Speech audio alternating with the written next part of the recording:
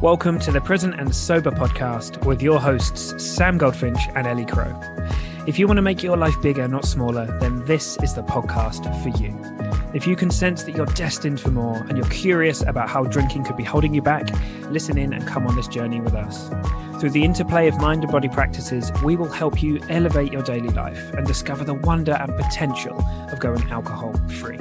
Let's make life bigger together.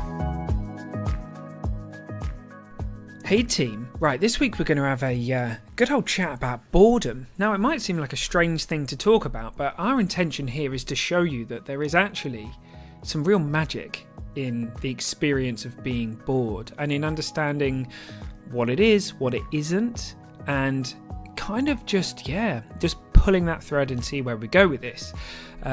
Our assertion is that you might find an opportunity in boredom, or many opportunities that you didn't know were there. And so we're really intrigued to see if that's what happens for you. So make sure you let us know. And hey, just before I drop into the episode, we're going to be running some sessions throughout October in the Facebook group, basically just to pull together anybody's experience, whatever kind of alcohol-free journey or whatever journey you may be on in October. It doesn't have to be alcohol-related at all. We're going to be running some Q&As in the group. That'd be a great opportunity for you to come and literally just get your questions answered. We'll riff on anything, kind of like a live podcast. So we're looking forward to that, and we're looking forward to seeing you there. Awesome. I hope you're sitting comfortable. I hope you're not feeling too bored. But if you are, don't worry about it. This is going to get pretty exciting pretty quick. See you there. I can't believe what you just called Tony Robinson. Well, he's a lovely man. He is a lovely man. And to be honest with you, Tony. the reason I was talking about, I wouldn't have even known it was Tony Robinson. We were talking about Sunday night telly when I was a kid. Basically, today's podcast is about being bored. Right, and what it is, and we're going to explore it. We think it's very interesting. And I basically said, well, like all of the things that I used to be bored by when I was a kid, and then I listed some things off. And do you know what the first thing was that Sam listed? Songs of praise. Songs of praise. Which, look, I have nothing. I enjoy a good hymn. Who was the geezer that used to do that? I don't know. Was it Harry Seacombe? I don't know. But I mean, I like a good sing-song, but there was something about, I think maybe it was because every day at school, started and we had to sing hymns and all that. And I think maybe Sunday afternoon, I was like, some hymns I liked, but not them ones. To be fair, I think the whole, is this a really controversial subject? I think they could make church more entertaining. It's got nothing to do. I mean, it wasn't really. If I was just being honest, though, as a kid. Well, actually, what I listed was things that I found boring as a child. It's interesting, right? For me, it was like scenery, Sunday night telly, some wildlife programs. Funny as a kid. I think when I was a little kid, I was mad into animals and that. And then later on, it was like, oh, boring. But now I love it. And it's like, actually, if I reflect on what was going on, why I was bored, I wasn't connected to that thing. Now, other people may have been very connected to that thing. So the question is, well, what even is boredom? Particularly on a journey in and around alcohol, right? Because a lot of us were like, I'm bored. This is when I used to drink. But is it actually boredom? Or is it something else? So interesting, right? It's very interesting. And I think some of this is born out of when you stop drinking, and it's been a big feature in your life for so long, you've suddenly got these expanses of time to fill or to not fill.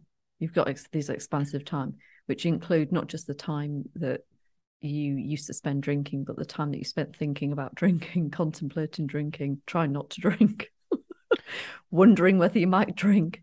Like it really adds up, and people find that, like so many times we hear in these programs that we coach in, like, well, I've got all this time. Like, what do I do with myself? So I think that can open up a space for, like, people will go one of two ways. Usually, they'll either go down the boredom route on board, or they'll go down the, wow, this is exciting. I can do all of these things that I haven't done before. Yeah, maybe. I mean, maybe it's funny, right? Because often, I guess that feeling of I'm bored is maybe I don't know how to just be with myself. I haven't learned that. It's in one way, it's like kind of impossible for us not to just be. It's the one thing we're always doing, but we've often had something on top of it in form of like thinking about something or drinking, or we're at work, and it's one of those things. If we've got things to distract ourselves, even if it's a job that we're not that invested in, and we're kind of doing those things, and then we get home, and that's the time when we used to open a few tins or whatever, and then we're not doing that anymore, then it's easier to be like, oh, I'm bored, when really what we might be saying is, I don't know how to sit, I don't know how to be, I don't know how to chill out. There's a whole host of things it could be, but I think possibly we'll loop full circle on this, but something to really consider the whole way through this discussion is, well, what is boredom? What's the message it's giving me? What can I learn from this, and what's going on beneath it? Because there's going to be loads of stuff that we did talk a bit about, the kind of neurochemical stuff that's going on when we first stop drinking, which I think is important to understand. But then there's a whole host of other stuff as well. Yeah. Well, why don't we start there, and then we can talk about some of the avenues that we might go down. Yeah. Cool. Well, I mean, ultimately, if you're going to bring a drug as a chemical messenger, right? So if you think about it, we often don't really slow down to think about these things, but any drug that you bring into your body, it's a chemical messenger. It's signaling to your neurochemistry, to your, the things that the neuromodulators and the neurotransmitters in your body, it's telling them to behave differently to how they normally behave. And your body loves homeostasis. It loves balance. The whole job is, there's a certain way that I want things to be. And I'm going to constantly be in a state of flux in order to try and be there. Homeostasis, balance. So if you bring in something like, now look, it's so complicated. And every time, often when I talk about things like this, people bring in oh yeah, but it's not that, it's this element. And it really is. There's so many different things happening in our body when we drink alcohol. And actually, it is a very complicated set of things that are happening, particularly with alcohol, more so than other drugs. It's affecting you and operating on a lot of systems. Many other drugs are much more simple to understand their interaction on the body and your neurochemistry. But alcohol is very complicated because of the process, how long it takes to go through your body, the impact it's having on many of your different organs in your body, how it gets converted from alcohol to acetaldehyde and then acetate. I'm probably going to say some of these things wrong, so forgive me. But all that stuff is so complex. But at the dopamine level, you're effectively drinking something that's increasing the amount of dopamine in your system. And when you do that, your body goes, whoa, there's a lot of dopamine here. Something's not quite right. So it downregulates the amount of dopamine receptors in your brain so that you're not feeling that dopamine as strongly. And some people might talk about this as, part of the tolerance cycle and all these different things. But ultimately, that is your body's way of protecting itself. So over time, the mad thing is that if you're drinking every day or every other day, or even just a few times a week, the amount of dopamine receptors in your brain is going to get downregulated. So normal things that used to feel a certain way, because dopamine is on the reward circuit and the learning circuits, they just don't feel the same anymore. So from reading a book to going to the cinema to hanging out with Pat or whatever it might be, if alcohol's not in the picture, it will just feel a bit like flat. It won't feel like it used to. And people often kind of report, it's just lost its shine. And then alcohol, we don't know it's happening, but it gets moved up the hierarchy of need, and it becomes like an experience that we're craving because it's the one time where we're getting, a dopamine hit, where we start to feel different. Now, I mean, the long-term effect of that is actually quite scary because it keeps on going to the point where alcohol, the dopamine release doesn't sort of make you feel better than your baseline. It starts to just bring you to baseline, and then it goes below that. And like the long-term stories we won't really cover today. But I mean, essentially, so when you first stop drinking, there is going to be a resetting and a recalibration of your neurotransmitters, dopamine, other ones too. And that's going to take a little while. 30 days is a powerful length of time and beyond. So allowing for that's powerful. And Ellie, I know you've spoken about this a lot, but that childlike joy, that sparkle, that starts to just come back in and flow back into our lives. And over the months and weeks that follow it, we really start to realize like, whoa, all these things that I wasn't enjoying anymore are amazing again. Yeah. And that's everything from some of the activities. And like I used to be a big reader, and towards the end of my drinking career, I didn't read anymore.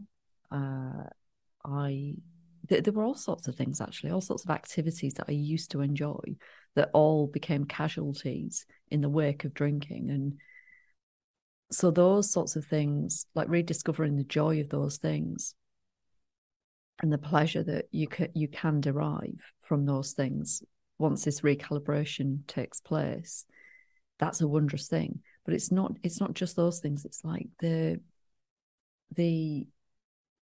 joy from like just all of the small moments. Like I remember early-ish on in sobriety, looking out of the window on a morning as it's the dawn rising, and just being like, wow, like that's beautiful. And I was like, who the hell am I? Who is this person? And I like this person. This is really cool. I've sat there before and like looked at blades of grass like, whoa, like that's amazing. Like contemplating these really small, seemingly small things. And that coupled with the coming back online of your senses, it just, this is why I like when Michael Singer talks about like we live in Disneyland. It's like we've got just this incredible planet that we inhabit, and all of the potential for like infinite potential for experiences, not judging them one way or the other, but just that every experience we have makes our lives richer. But I think the key point is, and this comes back to something that you said just before, we should have pressed record earlier because it was really great when you were saying it. Are you going to say that I can't recreate it? Great. It's going to be rubbish this time round. You will. You'll do it justice.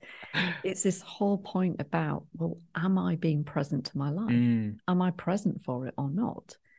And when earlier on, we looked at the definition of boredom, and the first definition was crap, but then we found a second definition. The first one really was crap. It was the state of being bored. So thanks, Google. Helpful, as ever. So the more helpful, I think is this a Merriam-Webster one?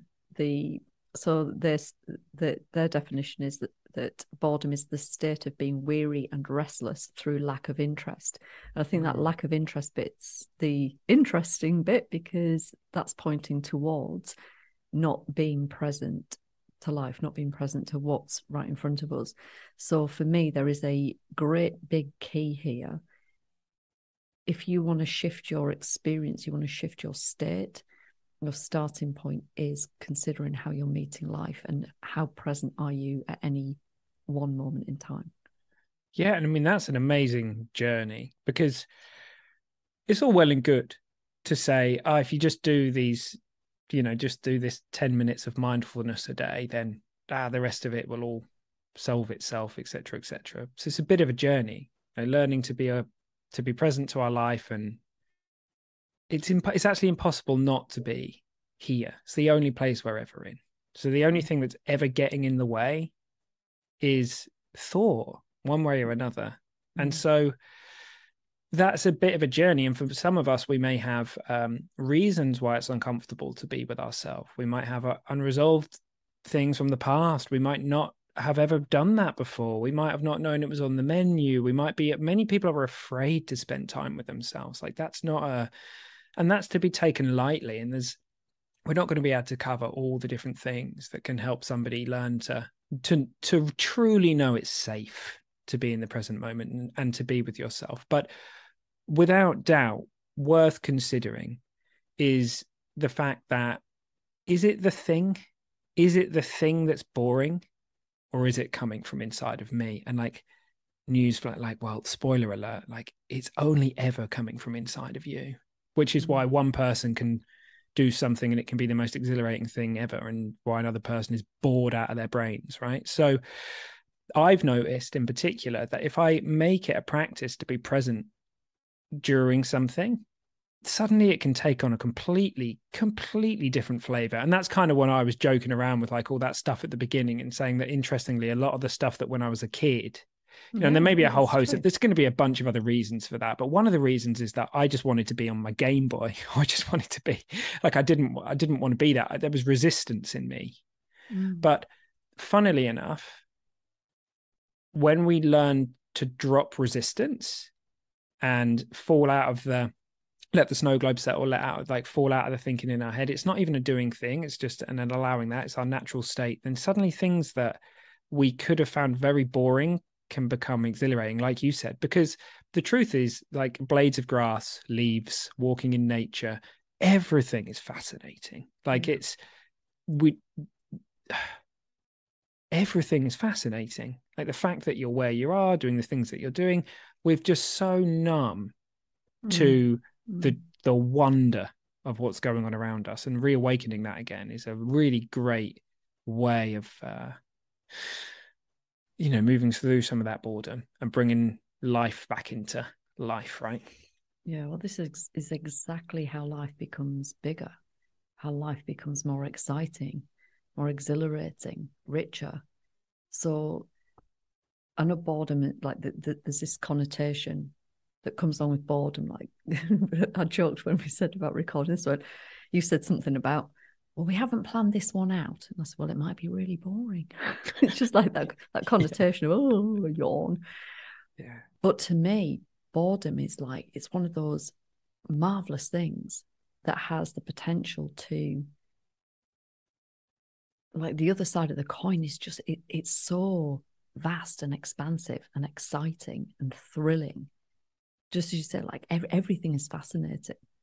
All of those things, you made me laugh about the things as a kid, because funnily enough, one of the things that my mum used to do to me was drag me around old houses, like drag me around old houses and look at things. And, like, oh, and God, you fucking love it now, don't you? I fucking love it. And I Told you. Do it to my kids. Do it to kids. Yes. Payback. It's payback. That's what I mean. Time. But funnily enough, so this weekend just gone, I went to a local stately house with. Was it National Trust? Yes, it was your old. I'm a member, ground, mate. It was. I'm a member. It was my old Wimpole Hall. It was only bloody Wimpole. No freaking way. And I'll tell you what, I've never been in the bloody house. The reason I've never been in the house, and I've only ever been in the grounds and the farm, is because the kids have never wanted to go in the house, and the kids have always been too little for the house, and I've always had a bloody pushchair, many a reason. So my friend and I took our kids collectively down to Wimpole, and her boy is coming up 11, and he said, "Oh, can we go in the house?" And I was like, "Fuck yeah!" I didn't say fuck yeah. I said, "Yeah, yeah, let's go." I said, "Yeah, let's go," because I was like, "Shit, I've never been in the house before," and the fact that he really wanted to go in, I was like, "That's really cool." Like, and he was so fascinated with the whole thing. And he's pointing stuff out to me. Now, the other kids are just tearing around the place, like just as fast as they can, looking for the ghosts. Where's the basement? Where's the dungeon? All of this business. But it struck me how I was walking through this room and I had this moment of, like when you are fully present, you soak something in. And I was like, wow, that word that you said, like fascinating. I was stood there going like, this is fascinating. Also, why do people need so many couches? There's a lot of couches in there. Like, you can only, like, if you imagine living in that building, like, well, I can only sit in one room at a time. So why do I need so many rooms and so many couches? Anyway, that's a side note.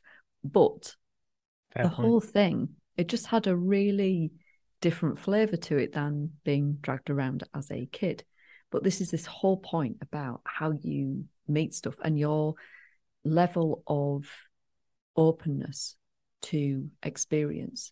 So if we choose to resist things, and by the way, I'm not saying that we're not discerning. I'm not saying that we fill our lives with stuff that doesn't interest us. What I'm saying is how do you know it doesn't interest you if you don't allow yourself to be open to it?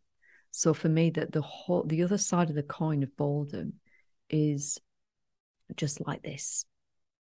It's just this huge expanse of possibility.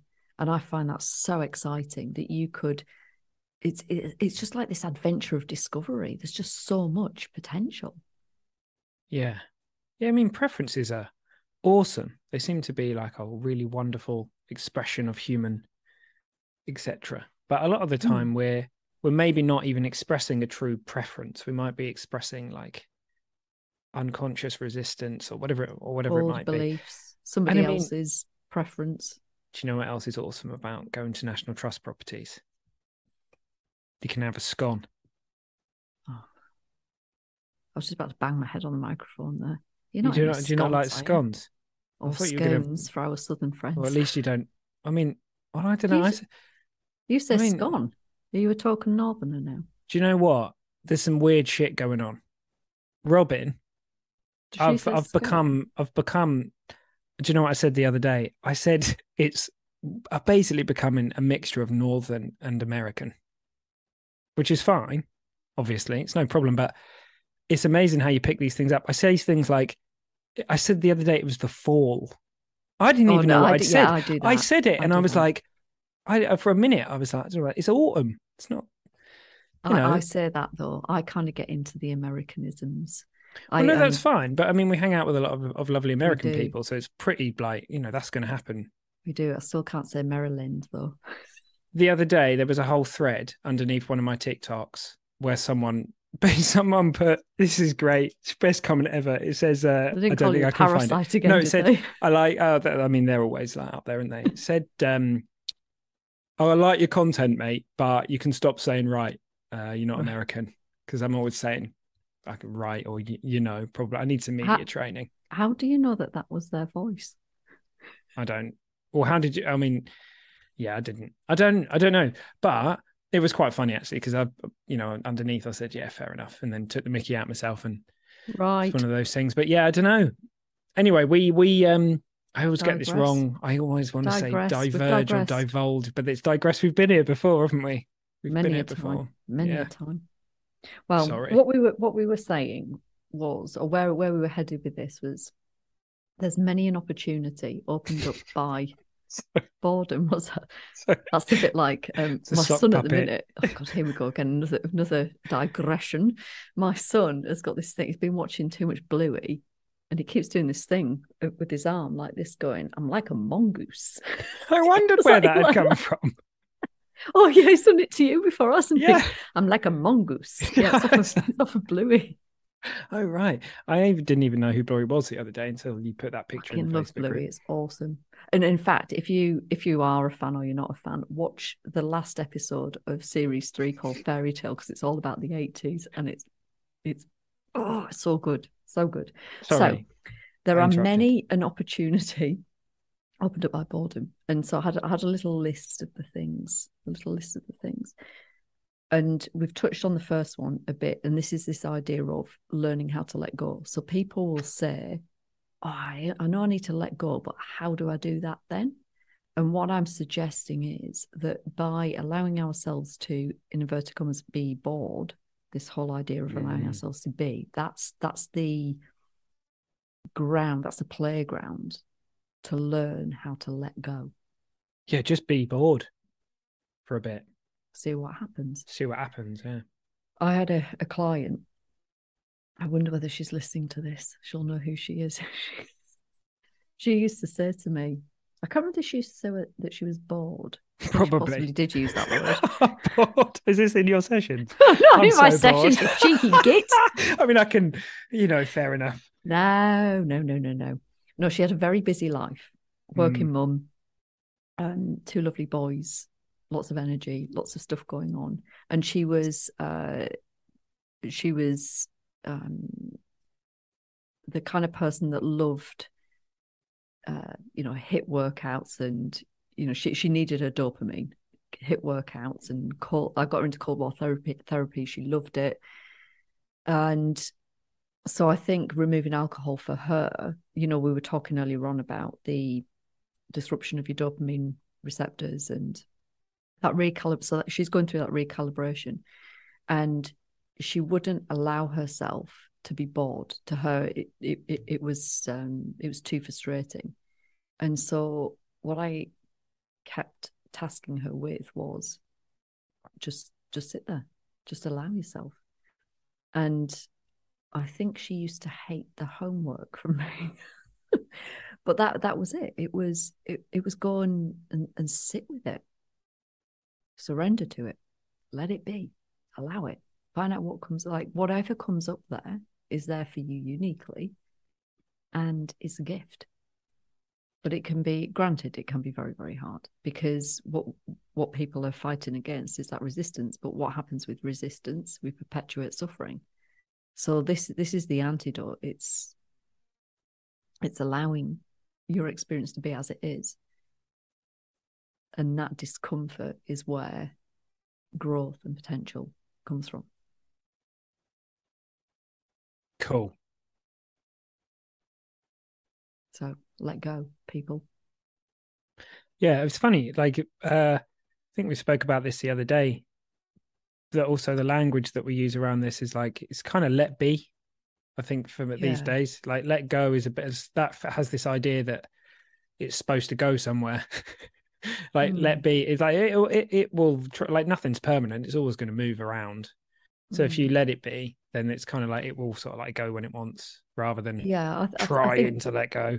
Yeah, I think the language here and choosing the words that are meaningful to you is important. Because I will often just say to myself, like, relax, like, relax.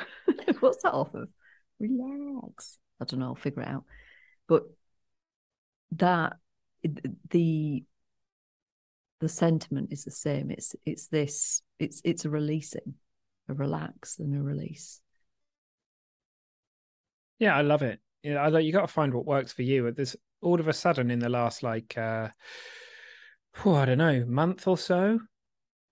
The thing that I do in the morning is I wake up and I do something that takes me to a place of like wonderment. I'm like, yeah, I want to do something that reminds me how fucking amazing the world is. Doesn't matter what it is. Like it could be a meditation, it could be anything. It could just be sitting on the sofa and going back to some deep mystical experience I had. It could be, it could be anything. I'm like, oh, that's really amazing right now. I love that. That's really powerful to me. So, but for whatever reason, that just arrived for me. So I think, yeah, with all this thing, with language or like whatever we're doing, there's something to be said for like trying all these different things out. Then sometimes things just turn up. Do them. Trust that. Trust that stuff. Yeah. Yeah. This is a being guided by your nose situation at the same time. But like early doors, it's always going to feel more, what's the word I'm looking for? More, I hate the word clunky, but it's because of the needing to be deliberate with it. You're noticing, it's that awareness thing, you're noticing more what's going on, but you're always being guided, so you can trust that. And so the other sides of the coin, so we talked about letting go. The other things that boredom opens up opportunity for is like creative endeavors, creative energy, creativity, which is a wondrous thing. Particularly, I think we're all creative in very, very different ways. And as a kid, I always considered myself really creative. Always. I think everybody is. I think we suppress it. And so finding whatever your outlet is for your own creative energy to flow is a really important thing to bring the majesty of life back in, after being absent for so long through drinking, to find the place where you can express yourself creatively. or the pursuit, the activity where you can express yourself creatively is a really, really marvelous thing.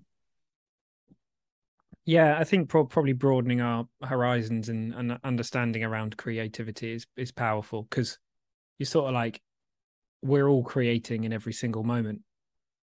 Everything we say, like in the middle of this podcast right now, we're literally creating something that didn't exist before. And wherever you are, whether you see yourself as like a creative, I mean, to me, this isn't about whether you're drawing or painting or whatever. This is about your relationship with life and understanding that you have a whole ton of agency, and even in selecting how you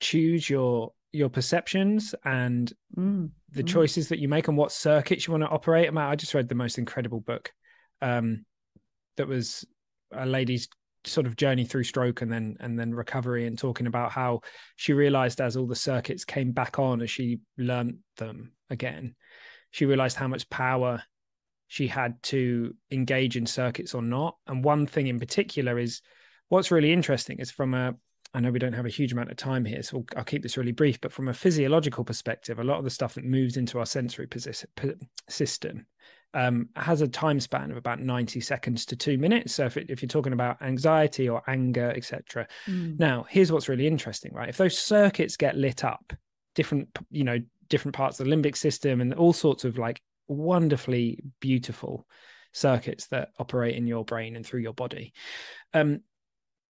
Often if you feel them fully, they will express themselves and then they will transform, they will change form within 90 seconds to 2 minutes. Often, if they're persisting beyond that, what we've innocently done is introduce the narrative to them. So we've gone all, sort of like, what's the word, like kind of logical, or we've brought like the prefrontal cortex online. We've tried to explain a feeling with thinking, even though the feeling came from the limbic system. It came through us because of, for whatever reason. And a lot of the time, if you're just experiencing that, you can choose to lay down a circuit. Like you can, I mean, this morning I was like feeling really anxious. It was weird. So I went and sat on the sofa and I sort of was with it. And I got really curious about it. And then I chose to drop that circuit and move into a different scenario. That to me is creating. Like you can create that, and you can create any internal world or narrative that you like. And the more you bring in your ability to see your internal biases and what's going on, and the fact that you're much bigger than the thoughts that you have thought again and again and again, and all these like automatic negative thoughts and all these kinds of things, like then you're in much more of a creation space. So it's not just about painting, right? It's about so much more. Painting's good though. I mean, don't get me wrong, like it might all be about painting. We're all different. Well, hey, look, we've got a couple of minutes, so I wonder how we'd what do you want to say to wrap this one up, buddy? I think that there's definitely, I hate saying there's a part two, because it's not a part two. There's a continuation on this. There's another part that I want to talk to. So we'll save that for another episode. But it's, suffice to say, it's all about our growth. And this is an entry point to that. So we can choose to stay in the old paradigm, or we can decide that we are going to be open and we're going to allow ourselves to shift. And that shifting is going to feel uncomfortable. We are going to experience discomfort because by the nature of what we're doing, it's different. But this is why, and I must repeat myself over and over and over again with people that are either in our groups or on coaching calls, but whenever we have that feeling of discomfort, it really is to be celebrated, because it means that there is, it might be the funniest looking gift in the world. It might be wrapped up in very strange wrapping paper, but there is something wonderful and wondrous inside of there. And just allowing ourselves to turn towards it and to welcome it, to accept it, so much happens on the other side of that. But we have to practice this, because we're so accustomed to turning the other way. We're so accustomed to denying our experience, to suppressing our feelings. So when boredom comes up for you, use it as a teacher, use it as a gift, because it really, really is. Yeah, I love it. I love it. I'll just I think this kind of is on the same track, but something I've been doing recently. It's been coming to me more and more naturally in a way that it didn't used to. But whatever's going on in my life, if I find myself getting a bit overwhelmed or stressed or joyful, like whatever it is, in those moments, I just remind myself, what a gift. Like, how lucky am I to be here experiencing this? Even if it's grief, even if it's sadness, even if it's like, how amazing to be part of this like mystery and this incredible thing. And yeah, I think it can suddenly shift something in an instant. It can just be like, wow, bring us back into the present moment and back into our kind of like right brain consciousness, which is a lot more like a lot less narrative and a lot more like and a lot more chill, which is always cool. Right, team? Should we end on an om? At risk of boring you. Do you want an om? Are you going to go on then? Om us out. Are you going to om? No, I'm going to let you on. Are you not going to om with me? No. Charming.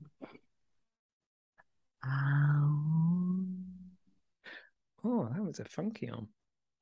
I like that.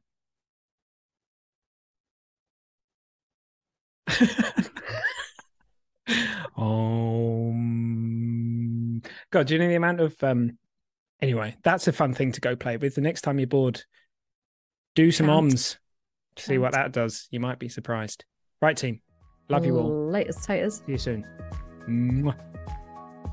Oh, what a great conversation. Do you know, the thing that really never ceases to amaze me is that when you pull the thread on these things, as I like to say, they unravel and all these mini worlds open up of deep connections between, boredom and excitement and expression, and all these things just start pinging, which is really, really cool to be in conversation like that. So, yeah, get out there, get talking about boredom, get exploring being bored. Okay, team, as I say, we'd love to see you in the Facebook group. Have an amazing week and catch you soon.